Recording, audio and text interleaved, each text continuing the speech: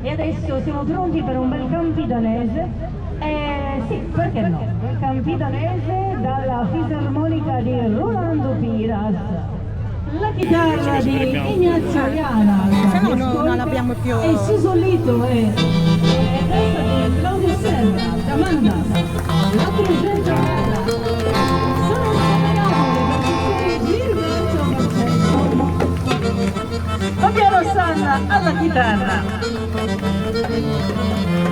Giorgei e Paoli Arbarei, Sabrina alla voce e Buona Sonatica, grazie, siamo qui per divertirci, per una splendida serata, Campidanese.